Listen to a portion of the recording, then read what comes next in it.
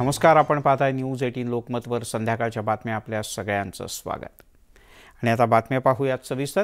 राष्ट्रवादीच्या अमोल मिटकरी यांनी भाजपच्या प्रसाद लाड यांच्याबद्दल एक ट्विट करत खळबळ उडवून दिली. भाजपचे आमदार प्रसाद लाड यांनी कोकण महोत्सवात नवीन इतिहास मांडला.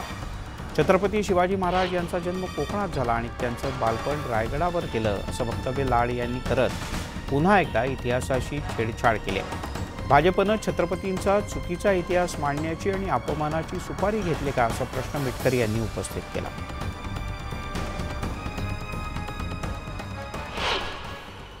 स्वराज्याची हिंदवी स्वराज्याची जी स्थापना झाली ती छत्रपती शिवाजी महाराजांनी केली आणि संपूर्ण भारताचा आराध्य दैवत असलेले छत्रपती शिवाजी महाराजांचा जन्म हा कोकणात झाला.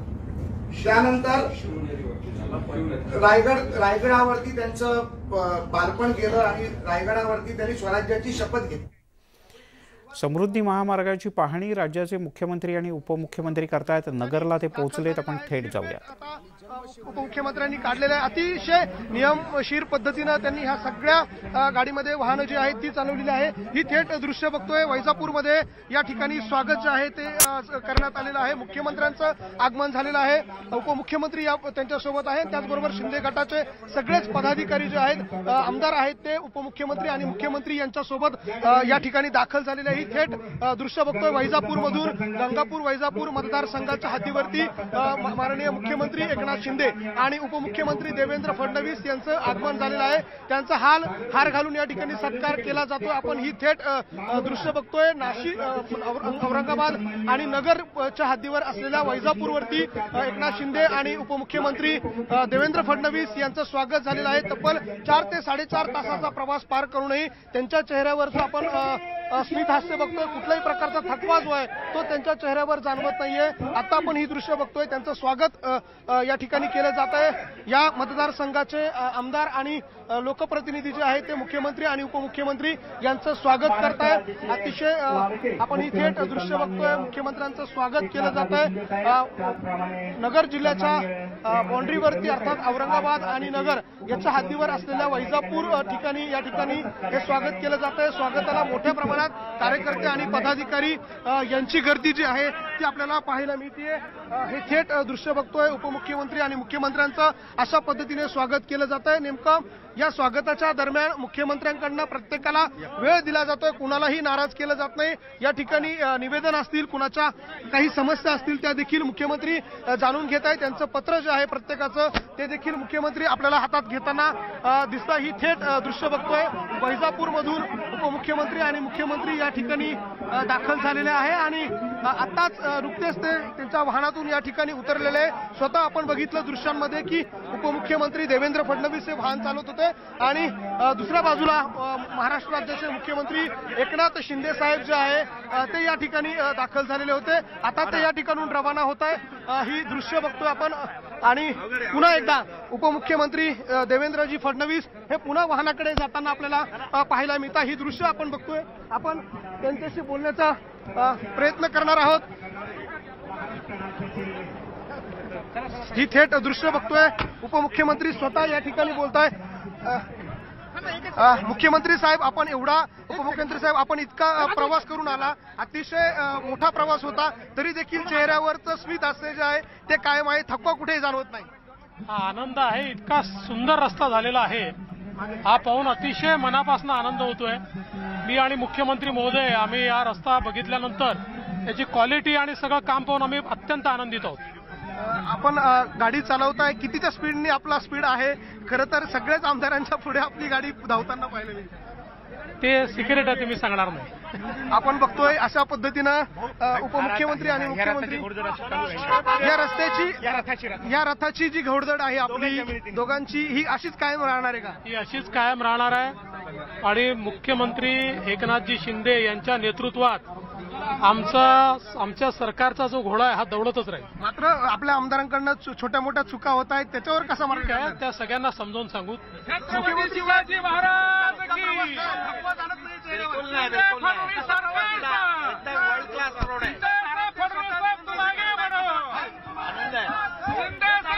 हे सारथ्य त्यांनी कायम करावं असं आपल्याला.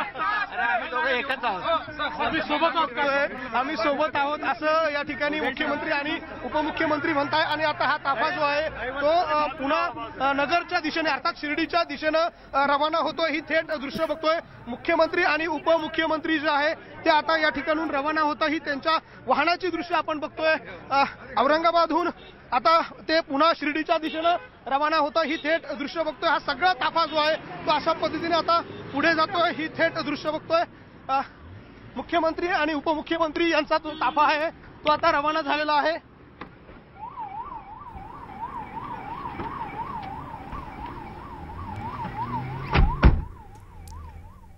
मुख्यमंत्री आणि उपमुख्यमंत्री हे नगरच्या वेशीवर पोहोचले। इथे वैजापूरच्या इथे त्यांचं स्वागत करण्यात आलं। दोघंही खालती उतरले, कार्यकर्त्यांची स्वागताचा स्वीकार केला आणि न्यूज 18 लोकमतची एक्सक्लुझिव्ह बातचीत करताना राज्याचे उपमुख्यमंत्री आणि मुख्यमंत्र्यांनी म्हटलं अतिशय चांगला रस्ता झालेला आहे आणि खूप समाधान आहे। लक्ष्मण घाटोळ आपले प्रतिनिधी आपल्यासोबत आहेत। लक्ष्मण, उपमुख्यमंत्र्यांचा आणि मुख्यमंत्र्यांचा उत्साह चांगला जाणवत होता न्यूज 18 लोकमतची बातचीत करताना। अगदी खरं आहे सर की ज्या पद्धतीने आपण जर बघितलं तर इतका खरं तर 4-4.5 तासाचा प्रवास ते करून आलेला आहे। मात्र त्या दोघंही नेत्यांच्या चेहऱ्यावर कुठल्याही प्रकारचं थकवा जो आहे तो आपल्याला जाणवला नाही। आणि त्याबाबत आपण त्यांना प्रश्नही विचारले तर त्यांनी अतिशय असं स्मित पद्धतीने उत्तर दिलं की हा उत्साह जो आहे तो यापुढेही कायम राहील। अर्थात हे सरकार चालवत असताना हाच उत्साह, याच उत्साहात आम्ही हे सगळे सरकार जी आहे ती चालू, या सरकारची घोडदौड जी आहे ती अशाच पद्धतीने चालेल। त्यानंतर न्यूज 18 लोकमतनी त्यांना याबाबत प्रश्नही केला की सारथ्य जे आहे ते देवेंद्रजी फडणवीस यांच्या हातामध्ये त्यांची स्टेअरिंग आहे। तर त्यांनी असं सांगितलं आम्ही दोघं एकच आहोत आणि ही स्टेअरिंग आणि हे सारथ्य जे आहे आम्ही कायम करू आणि महाराष्ट्राच्या विकासासाठी कायम आम्ही अशाच पद्धतीने सोबत राहू। लक्ष्मण, आता तू या गाड्यांच्या काफिल्याबरोबरतीच आहेस, गाडीचा स्पीड किती आहे तुझ्या, म्हणजे इथून मॅक्झिमम लिमिट किती आहे आणि गाडी किती सहजपणे इथून जाऊ शकते? मी आपले व्हिडिओ जर्नलिस्ट हेमंत बागुल यांना विनंती करेल की त्यांनी आपल्या गाडीचा स्पीड देखील दाखवायचा आहे। आता आपली गाडी जी आहे दृश्यांमध्ये दिसतेय ती साधारणतः 160 इतक्या गतीनं धावताना आपल्याला आपली गाडी दिसतेय। अर्थात मुख्यमंत्र्यांच्या गाडीचा स्पीड त्याच्यापेक्षा किमान 10 ते 20 पटीने अधिक असू शकतो। अर्थात मुख्यमंत्र्यांच्या गाडीचा स्पीड हा 160 ते 180च्या दरम्यान असू शकतो। आपले वाहन चालक जे आहेत ते ही गाडीचं सारथ्य करताय आणि ते देखील 160च्या स्पीडनं मुख्यमंत्र्यांच्या गाडीच्या मागे हा सगळा ताफा आपण दाखवतोय आणि 160चा स्पीड आपल्याला या समृद्धी महामार्गावर पाहायला मिळतोय। अतिशय चकाचक अशा पद्धतीचा रोड जर म्हटलं तर वावगं ठरणार नाही। कुठेही खड्डा नाही, कुठेही स्पीड ब्रेकर नाही, कुठेही रस्त्यामध्ये चढ आणि उतार नाही। त्यामुळे अतिशय संत पद्धतीनं ह्या वाहनांचा ताफा जो आहे तो चालतोय। पोटातलं पाणी हलत नाही असं जर आपण म्हणतोय एखाद्या रस्त्याच्या बाबतीत, तशीच परिस्थिती या ठिकाणी आहे। पोटातलं पाणी देखील हलत नाहीये अशा प्रकारचा रस्ता या ठिकाणी बनवण्यात आलेला आहे। आपल्याला समोर मुख्यमंत्र्यांची गाडी जी आहे आपल्या गाडीच्या पुढे दिसते आणि त्याच्या पुढे पोलिसांचा जो ताफा आहे तो देखील दृश्यांमध्ये पाहायला मिळतोय। आता आपण नगर मध्ये प्रवेश केलेला आहे। अर्थात शिर्डीला पुढच्या 1 ते 2 मिनिटांमध्ये हा ताफा पोहोचेल। आता जर आपण बघितलं तर वैजापूर पासून तर आपण 15 किलोमीटरचं अंतर जे आहे ते अवघ्या 30 सेकंद प्रति किलोमीटर इतक्या गतीनं आपण इथपर्यंत पोहोचलेलो आहोत। आता जो पुढचा एक्झिट आहे तो शेवटचा एक्झिट अर्थात जे 701 किलोमीटरचा समृद्धी महामार्ग आहे त्याच्या 520 किलोमीटरचा पहिला टप्पा जो आहे तो आता या ठिकाणी पूर्ण होईल। आणि हा जो पहिला टप्पा आहे मिलिंद सर तो खरं जर बघितला तर 520 किलोमीटरचा टप्पा मुख्यमंत्री आणि उपमुख्यमंत्री यांनी एकत्रित पद्धतीनं वाहन चालवून पूर्ण केलेला आहे। आणि या रोडवरती ज्या वेळेला वाहनं चालतात त्यावेळेला कुठल्याही प्रकारची हालचाल जी आहे, पोटातलं पाणी हलत नाही अशा पद्धतीचा हा रस्ता बनवण्यात आलेला आहे। आणि त्यामुळे निश्चित ही समृद्ध विकासाचा अर्थात मुख्यमंत्री उपमुख्यमंत्र्यांचा हा ड्रीम प्रोजेक्ट होता, त्यामुळे त्याच्यावर त्यांचा अधिक भर आहे आणि पुढचा टप्पा देखील लक्ष्मण जाणवतंय तुझ्या बोलण्यातनं उत्साही जाणवतोय। बऱ्याच काळाने खड्डेमुक्त रस्त्यांवरनं प्रवास केल्यामुळे तू व्हिडिओ जर्नलिस्ट हेमंत आणि आपले ड्रायव्हर त्यांचाही उत्साह लक्षात येतोय आणि स्वाभाविक आहे लवकरच हा मार्ग सर्वसामान्यांच्या करता भले एक मार्गिका असेल पण ती खुली होईल, कारण थोडंसं काम बाकी आहे। त्यानंतर दुसरी मार्गिका सुद्धा ही सर्वसामान्य प्रवाशांच्या करता खुली होईल। तुर्तास धन्यवाद या सगळ्या माहितीबद्दल। पळूयात पुढच्या काही बातम्यांकडे। प्रसाद लाड यांच्या वक्तव्यानंतर विरोधकांनी त्यांच्यावर जोरदार टीका केली। शिवाजी महाराज यांचा जन्म हा शिवनेरीवरतीच झाला हे सगळ्यांना माहिती असल्याचं मुख्यमंत्री एकनाथ शिंदे यांनी म्हटलंय। राऊत यांनी देखील लाड यांच्या वक्तव्याचा चांगलाच समाचार घेतला. छत्रपती शिवाजी महाराज हे महाराष्ट्राचं आराध्य दैवत आहे. त्यांची तुलना कुणाशी होऊ शकत नाही. त्यांचा जन्म शिवनेरीवर झाला आहे, सगळ्या अख्ख्या जगाला माहीत आहे. अरे कोण प्रसादला ते काय दत्तो वामन पोद्दार आहेत का? भाजपमधला कोणी उठतो आणि छत्रपती शिवाजी महाराजांवरती एक नवीन भाष्य करतो. हे काय दत्तो वामन पोद्दार किंवा सेतू माधवराव पगडी किंवा इतिहासकार जे यदुनाथ सरकार हे आहेत का? त्या भारतीय जनता पक्षाचं डोकं फिरलं आहे. रोज साहेब असं रोज डोकं फिरलं. आणि छत्रपती शिवाजी महाराजांची जी शक्ती आहे ना, ती शक्ती ज्यांना खतम करेल. जी भवानी तलवार आहे शिवाजी महाराजांची,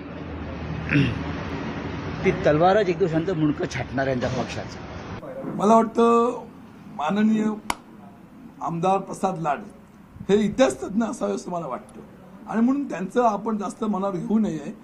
छत्रपतींचा इतिहास हा मी सांगण्याची काही मला आवश्यक नाही. प्रत्येक हिंदुस्थानवासियाला तो इतिहास माहिती आहे.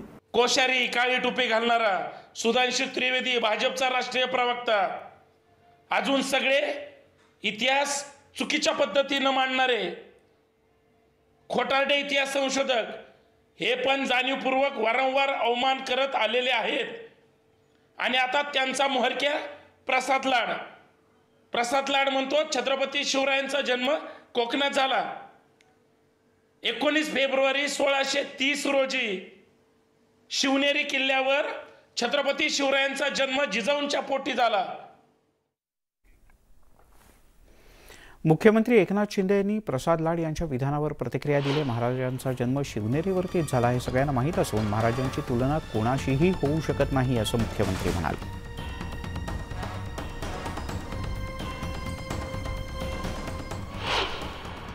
छत्रपती शिवाजी महाराज हे महाराष्ट्राचं आराध्य दैवत आहे. त्यांची तुलना कुणाशी होऊ शकत नाही. त्यांचा जन्म शिवनेरीवर झाला आहे, सगळ्या अख्ख्या जगाला माहीत आहे. तिकडे राष्ट्रवादी काँग्रेसकडून जाणीवपूर्वक राजकारण करण्यात येतं. मी वक्तव्य केलं हे मान्य करतो. कुणाच्या भावना दुखावल्या गेल्या असेल तर मी दिलगिरी व्यक्त करतो असं प्रसाद लाड यांनी म्हटलं आहे. छत्रपती शिवाजी महाराजांची कर्मभूमी स्वराज्याची स्थापनाही कोकणातून झाली आणि जन्म शिवनेरीवर झाला असं माझ्या बाजूला बसलेल्या संजय यादवरावांनी देखील म्हटलं आणि ते देखील मीडियामध्ये आलेलं आहे. परंतु तरी देखील छत्रपतींचं नाव घेऊन राजकारण करण्याचं काम राष्ट्रवादी काँग्रेस सातत्याने करतं. त्याचा मी निषेध करतो आणि माझ्या शब्दामुळे जर कोणाच्या भावना दुखावल्या असतील तर मी दिलगिरी व्यक्त करतो. राज्यपाल भगतसिंह कोश्यारी यांच्या नंतर आता भाजपचे आमदार प्रसाद लाड वादात सापडले आहेत. छत्रपती शिवाजी महाराज यांचा जन्म कोकणात झाल्याचं अजब विधान त्यांनी केलं. इतिहासाची मोडतोड होत असल्यानं संतप्त प्रतिक्रिया अजूनही उमटतात. विरोधकांनी लाड यांना फैलावर घेतलेलं असतानाच राज्याचे पाणीपुरवठा मंत्री गुलाबराव पाटील यांनीही लाड यांना घरचा आहेर दिला. मंत्रिपद गेलं खड्ड्यात, शिवरायांचा अपमान केल्यास सोडणार नाही असा इशारा गुलाबराव पाटील यांनी दिला. शिवरायांच्या बाबतीत कोणी वाकडं तिकडं बोलत असेल तो कोणत्याही पक्षाचा असेल त्याला माफ केलं जाणार नाही. शिवाजी महाराज हे देवाचे देव आहे, त्यामुळे ज्यांनी चरित्र वाचलंय त्यांनीच बोलावं. मला तरी असं वाटतं की शिवरायांवर बोलण्याकरता सुद्धा एक आचारसंहिता करण्याची अत्यावश्यक गरज आहे. उठले सुटले उंबर सुंबे काही पण बोलतात आणि महाराजांच्या बाबतीत बोलतात. महाराजांच्या नखाची बरोबरी या नालायकांकडनं होऊ शकत नाही. म्हणून छत्रपतींच्या बाबतीत जो बोलेल ना, मंत्रिपद गेलं खड्ड्यात, सोडणार नाही आम्ही त्यांना. तेव्हा या विषयावर सगळेच जण आक्रमक झाले. तिकडे मनसेचे अध्यक्ष राज ठाकरे सध्या कोकणाच्या दौऱ्यावर असून ते पदाधिकाऱ्यांच्या बैठका घेत आहेत. येत्या जानेवारीत रत्नागिरी, चिपळूण आणि कुडाळ इथे जाहीर सभा घेणार असल्याचं राज ठाकरे यांनी म्हटलंय. तर शिवाजी महाराजांवरून झालेल्या वादावर सुद्धा त्यांनी भाष्य केलं. टीका करत राहण्यापेक्षा शिवरायांची शिकवण आत्मसात करा असा सल्लाही त्यांनी दिला.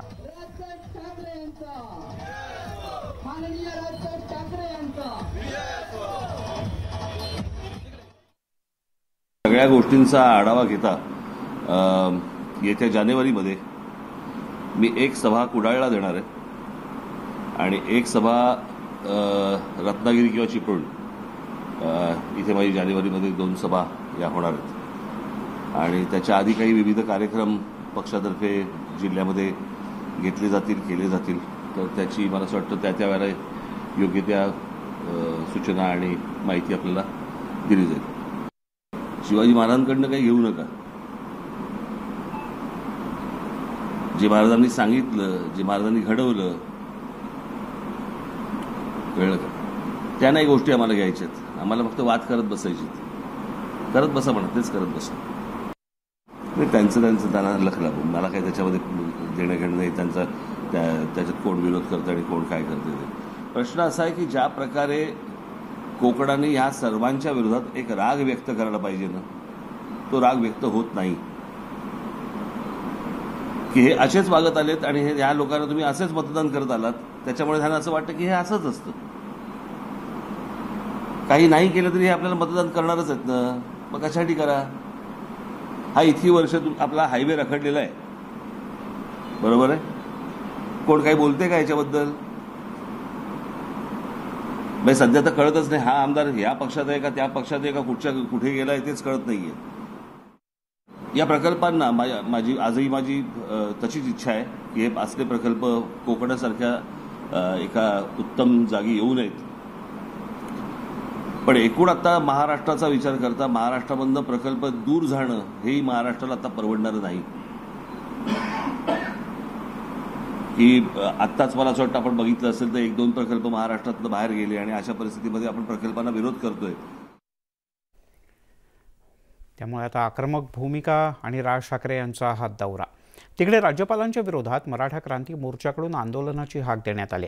मराठा क्रांती मोर्चानं सहकारी मंत्री अतुल सावे यांच्या घराबाहेर आंदोलन केलं. यावेळेला मराठा मोर्चाकडून राज्यपालांना हटवण्यासाठी निवेदन सुद्धा देण्यात आलं. राज्यपालांच्या विरोधात 7 दिवसांच्या निषेध सप्ताहाचं आयोजन, रास्ता रोको, मोर्चे अशा प्रकारच्या सप्ताहाचं आयोजन करण्यात आलं आहे. अतुल सावेंनी सांगितलं, आम्ही त्यांना प्रश्न विचारला की आपल्याला काय वाटतं, आपल्यापर्यंत हा मुद्दा पोहोचला का राज्यपालांनी अवमान केला, छत्रपतींचा असेल, महात्मा फुलेंचा असेल, थोर पुरुषांचा असेल. त्यांनी सांगितलं की तुमच्या ज्या काही भावना आहेत त्याच माझ्या भावना आहे आणि मी शिवभक्त आहे, मी लवकरात लवकर सरकारपर्यंत त्या भावना पोहोचवतो. नाही, अतुल सावे स्वतः घराबाहेर आले. आम्ही त्यांच्या घरावर आल्यावर त्यांनी व्यवस्थित आमच्याशी बोलले आणि त्यांनी सांगितलं की मी तात्काळ राज्य सरकारला व केंद्र सरकारला मोदींना हे कळवतो. मला वाटतं त्यांची इथून उचल मागणी होईल. बघा, हे महाराष्ट्र आहे आणि महाराष्ट्रामध्ये परंपरा आहे. पहिले मागणी करायची टप्पा आम्ही पूर्ण केलेला आहे. त्यांना योग्य वाटतं ते बोलतो, नाही तर रस्त्यावरची लढाई आम्ही सर्व करणार आहोत. एकीकडे राज्यपाल भगतसिंह कोश्यारी यांच्या विरोधात राज्यातलं वातावरण तापलेलं असताना दुसरीकडे अब्दुल सत्तार यांनी सुप्रिया सुळे यांच्याबद्दल केलेल्या विधानाची राज्यपालांनी गंभीर दखल घेतली. राज्यपालांनी मुख्यमंत्र्यांना कृषी मंत्र्यांवर कारवाई करण्यासाठी पत्र लिहिलंय. राष्ट्रवादीच्या खासदार सुप्रिया सुळे यांच्याबद्दल आक्षेपार्ह विधान केल्याप्रकरणी योग्य ती कारवाई करावी असं या पत्रात नमूद करण्यात आलंय. राष्ट्रवादी काँग्रेस आणि महिला नेत्यांच्याकडून राज्यपालांच्याकडे याबद्दल तक्रार करण्यात आली होती.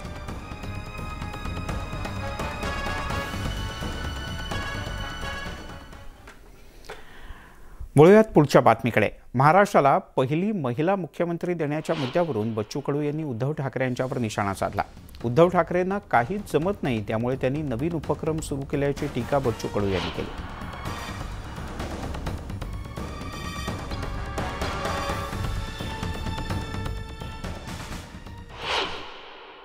महिला मुख्यमंत्री पुढच्या असतील, काय म्हणाले? आता त्यांना काहीच जमून नाही राहिलं तर हा नवीन उपक्रम सुरू केला. आता तेव्हाच महिला करायला पाहिजे होतं ना, ते तुमच्यापेक्षा बरं तरी राहिलं असतं. महाराष्ट्र गुजरात सीमेवरील सुरगणा तालुक्यातील आदिवासी गावकऱ्यांची आज बैठक होती. आदिवासी भागात सोयीसुविधा द्या, अन्यथा आमची गावं गुजरातला जोडा अशी मागणी या गावकऱ्यांनी केली. सीमावर्ती भागातील गावातील बांधव आक्रमक झाल्याचं समजतं. आंदोलनाची दिशा ठरवण्यासाठी आज महाराष्ट्र गुजरातच्या सीमेवर पांगारगण या गावात ही बैठक होत आहे.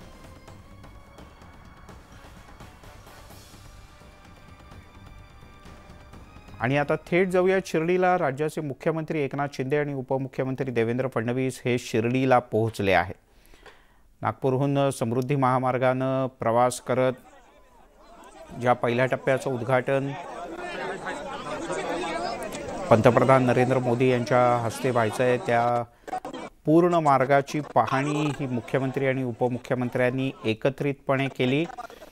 हरीश दिमोटे आपले प्रतिनिधी आपल्यासोबत जोडले गेलेत। हरीश, तर काही वेळापूर्वीच आता मुख्यमंत्री आणि उपमुख्यमंत्री समृद्धी महामार्गाची पाहणी करून शिर्डीमध्ये पोहोचलेले आहेत। आपण बघू शकतो त्यांच्या स्वागतासाठी पालकमंत्री आणि राज्याचे महसूल मंत्री राधाकृष्ण विखे पाटील या ठिकाणी आलेले आहेत। त्यांनी त्यांचं स्वागत या ठिकाणी ते करताना दिसत आहेत आणि स्वतः देवेंद्र फडणवीस गाडीचं सारथ्य करत होते आणि मुख्यमंत्री त्यांच्या बाजूला बसलेले होते। नागपूरवरून सकाळी ते निघालेले होते आणि आता शिर्डीमध्ये ते पोहोचलेले आहेत आणि त्यांची पाहणी आता कुठेतरी पूर्ण झालेली दिसते आहे। मिलिंद सर, इथे आता काय काय कार्यक्रम असणार आहे? इथे काही अधिकाऱ्यांची बैठक, काही कार्यक्रमाच्या दृष्टीने आढावा किंवा अन्य काही गोष्टी असणार आहेत? त्यांची इथे बैठक वगैरे काही होणार नाहीये। त्यांची पाहणी आता पूर्ण झालेली आहे आणि ते या ठिकाणावरनं ते शिर्डीच्या विमानतळावरती पोहोचणार आहेत आणि तिथून ते थेट दिल्लीला मुख्यमंत्री जाणार असल्याची आपल्याला माहिती आहे। त्यामुळं त्यांनी इथे फक्त सत्कार स्वीकारलाय आणि आता पुन्हा एकदा ते गाडीमध्ये बसताना दिसत आहेत। देवेंद्र फडणवीस पुन्हा एकदा गाडीचं सारथ्य करण्यासाठी गाडीमध्ये बसलेले आहेत आणि मुख्यमंत्री देखील गाडीमध्ये बसले आहेत आणि आता ते या ठिकाणावरनं लगेच शिर्डी विमानतळावरती पोहोचतील आणि त्या ठिकाणावरनं ते दिल्लीला मुख्यमंत्री जाणार आहेत। गाड्या आता पुन्हा एकदा या ठिकाणाहून निघताना दिसत आहेत। मिलिंद सर, आपण ही लाईव्ह दृश्य पाहतो आहोत। शिर्डीहून गाड्या निघतायत आणि उपमुख्यमंत्री पुन्हा एकदा गाडीचं सारथ्य करतायत। इथून मुख्यमंत्री आणि उपमुख्यमंत्री दोघेही थेट शिर्डी विमानतळाकडे रवाना होत आहेत आणि इथून मुख्यमंत्री जाणार आहेत दिल्लीला। G20 देशांची जी शिखर बैठक होती आहे त्या बैठकीच्या संदर्भात बातचीत करण्यासाठी मुख्यमंत्री हे दिल्लीकडे रवाना होत आहेत। आपण ही लाईव्ह दृश्य पाहतो आहोत। हा गाड्यांचा काफिला आता शिर्डीमध्ये सगळ्या कार्यकर्त्यांच्याकडून आणि अधिकाऱ्यांच्याकडून स्वागताचा स्वीकार करून आता विमानतळाच्या दिशेने रवाना झालाय।